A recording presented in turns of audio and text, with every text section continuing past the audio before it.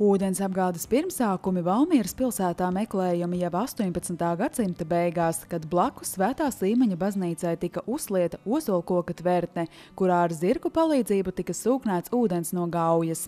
Savukārt 1922. gadā šajā vietā valmierieši uzcēla ūdens torni, kas kā vēstures liecība saglabājusies līdz pat mūsdienām.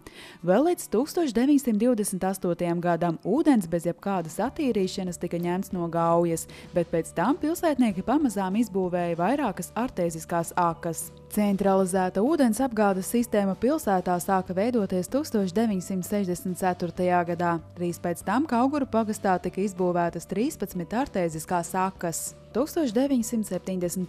gadā pilsētā tiek izbūvētas pirmās mehāniskās ūdens attīrīšanas iekārtas. Vēlāk 80. gados tās tiek aizstātas ar bioloģisko notekūdeņu attīrīšanas iekārtām. Par siltumapgādes attīstības aizmetņiem var saukt laiku pēc Pirmā pasaules kara, kad arī Latvijā nonāk pasaulē jau pazīstama tehnoloģija dzelzbetona cauruļu izbūve siltumtrasēs. Savukārt par centralizētās siltumapgādes sistēmas pirmsākumiem uzskatāms laiks, kad izbūvēta katla māja Rīgas ielā 25C. Pagājušā gadsimta 70. gados. Līdz tam teju katrā Rīgas ielas namā bija sava katla māja, kur kā kurināmo izmantoja ogles. Līdz ar Rīgas ielas katlu mājas izbūvi pilsētā uzsāka siltumapgādes centralizāciju. Pilsētā tolaik bija vēl vairākas katlu mājas. Piemēram, Valmieras Stikla-šķiedras katlu māja apkurināja visu tā saucamo pilsētas stacijas galu. Katlu mājas bija Rūpniecības ielā, Rūbenes ielā, kā arī teju katrā bērnu dārzā. Tolaik izplatītākais kurināmā veids bija mazuts.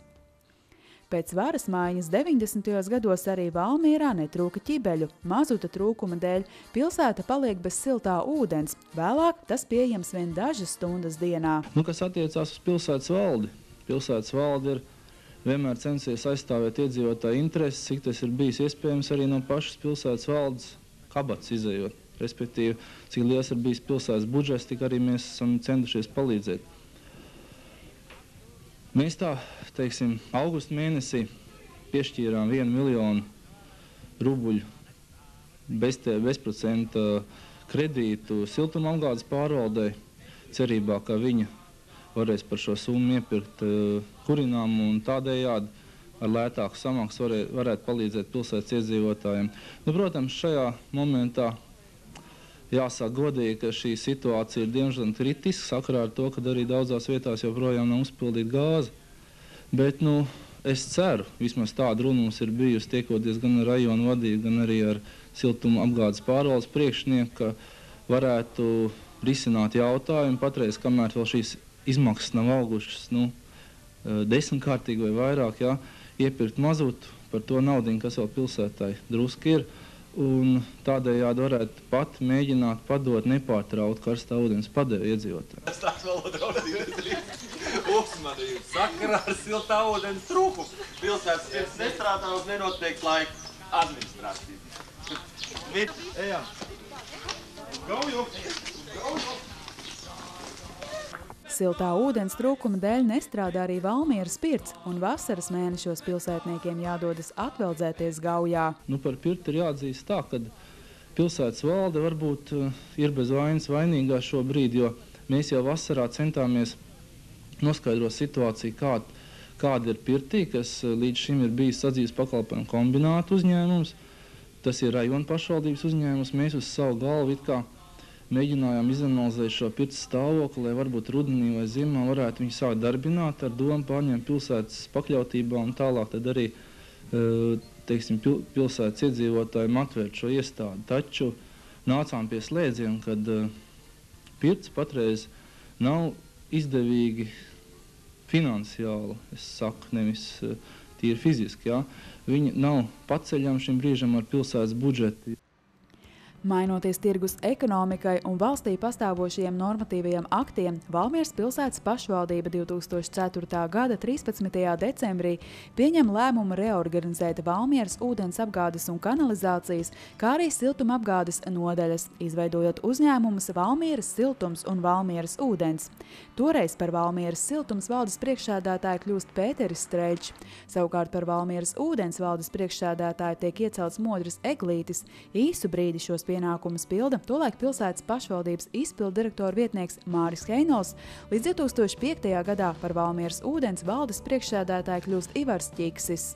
Laika zobs ir darījis savu gan siltumapgādē, gan ūdens apgādē, tāpēc svaigu vēsmu nozaru attīstībā ienes Eiropas struktūra fondu līdzekļi, ko abi uzņēmumi steidz aktīvi izmantot.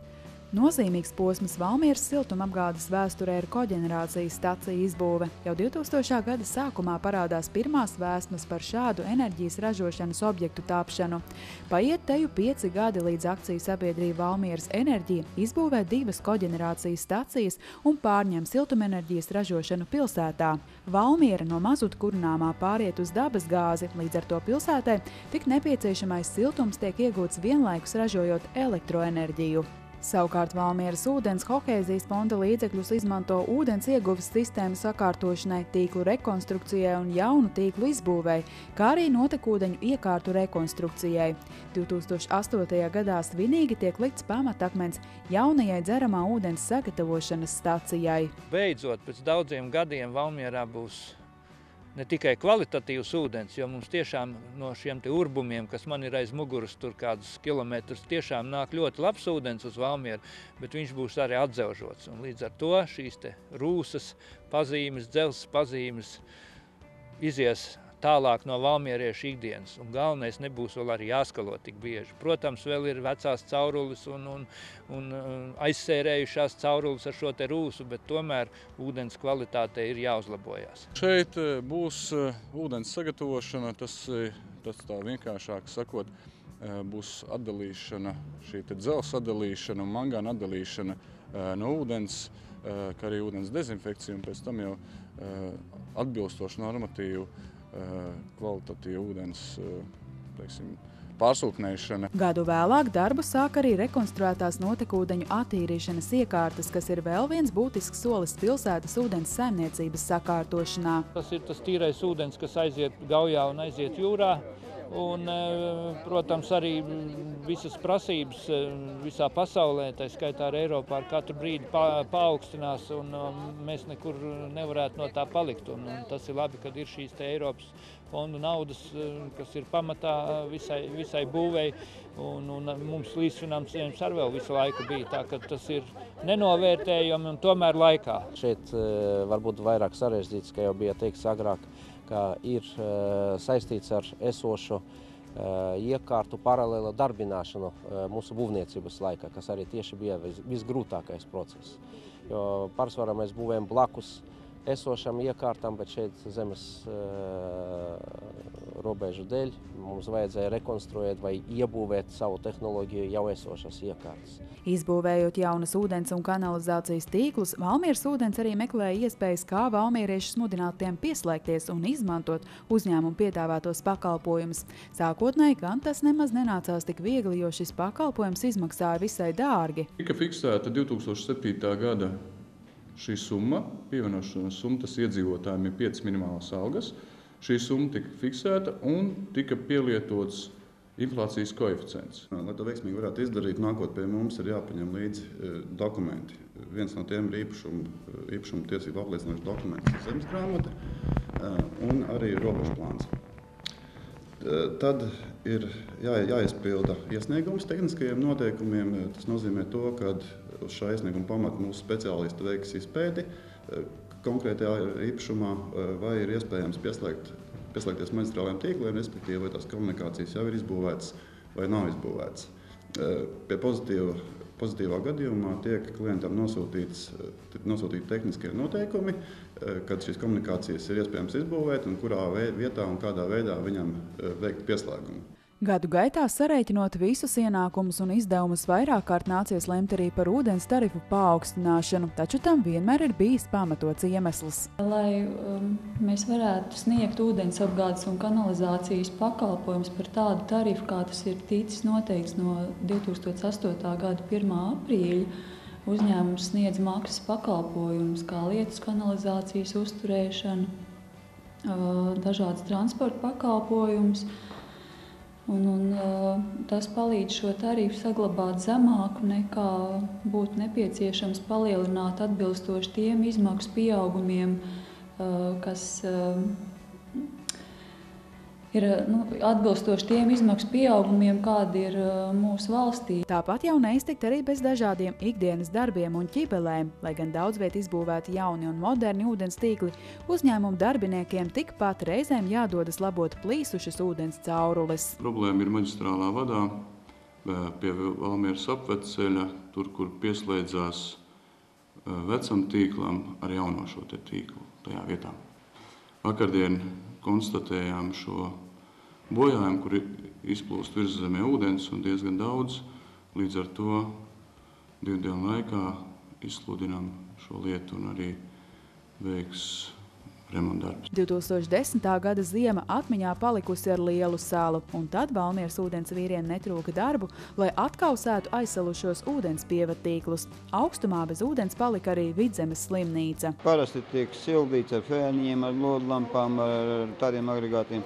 Pašlaik tiek meklēts risinājums, kā iegādāties kaut kādu speciālu tam paredzētu iekārtu, vai ģeneratoru kaut kādu, kas domās tieši tādām lietām. Mums ir paštaisīti agregātiņi šādi tādi, kaut kas pielāgots, teiksim, kā speciālas tehnikas, kā tādas tam variantam nav pašlaik. Taču, lai samierinātu kaimiņus, kuri viens otru atstājuši bez ūdens un elektrības, Ivars Ķiksis ir bijis gatavs kļūt teju vai par psihologu. Redzat, kur trobu nogriezt nost?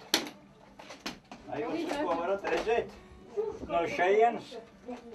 No šejienes līdz šejienei, šitie vat man gāja.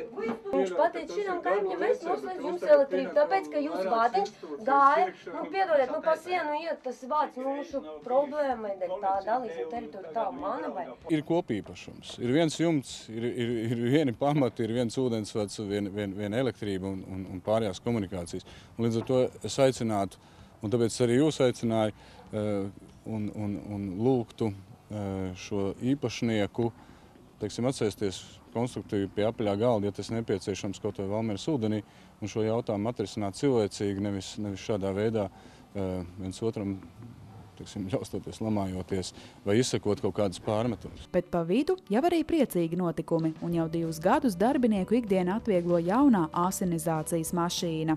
Aizmugurē tu strādā pulti, visu regulē, tu visu redzi, tu vari padot, tu visu, ko vajag izdarīt.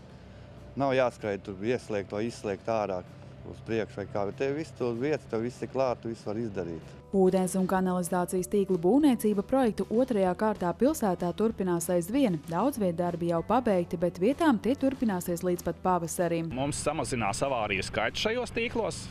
Nākamais mēs, protams, iegūstam pieredzi. Mēs redzam, kā būvnieki būvē, kā mēs paši būvējam, ko var uzlabot, notiek sadarbība. Mēs reāli iegūstam arī šo jauno klientu, kas turpmāk būs mūsu pakalpojumu lietotājs. Arī Valmieras siltums nav snaudis un pēdējos gados ieguldītas visai vērā ņemamas investīcijas, lai sakārtotu pilsētas siltumtrases. Pērn centralizētajai pilsētas siltumapgādes sistēmai pievienojās arī Viestura laukums. Ir bijis Burtnieku novadā deputāta balsojums, kur visi 14 deputāti ir bijuši par Viestura laukuma centralizētās siltumapgādes sistēmas savienošu ar Valmieras pilsētas centralizēto siltumapgādes sistēmu. Un Valmieras pilsētas pašvaldības vadība ir uzdevusi Valmieras siltums, respektīvi mums uzdevumu 3 mēnešu laikā līdz septembrim dot priekšlikumus Valmieras pilsētas pašvaldības deputātiem, kā tas varētu izskatīties finansiāli un tehniski, kad mēs savienojam siltumtrases kopā. Šobrīd Valmieras pilsētā ir atjaunotas jau 96% siltumtrašu un darbus ir iecerēts turpināt. Mēs esam nodevuši siltumtrasi, ko kopā ar Lijā Kaugura rūpniecības ielā. Tas ir tāds, var teikt, zuduma samazināšanas pasākums. Mēs arī esam pašlaik plānojuši un iesnieguši Lijā nākošam periodam, tas ir 2015. gadam, Rubenes ielas trases posmu, kas arī būtu ļoti liels pat ieguldījums zudumos, jo šī trase kļūst par maģistrāli, kur mēs piedāvājam siltumenerģiju Viestura laukuma iedzīvotājiem. 2013. gadā tika uzsākta uzņēmumu Valmieras ūdens un Valmieras siltums reorganizācija. Kā rezultātā abi uzņēmumi tika apvienoti un par SIA Valmieras ūdens valdes priekšsēdētāju kļuva Indulis Frišvelds.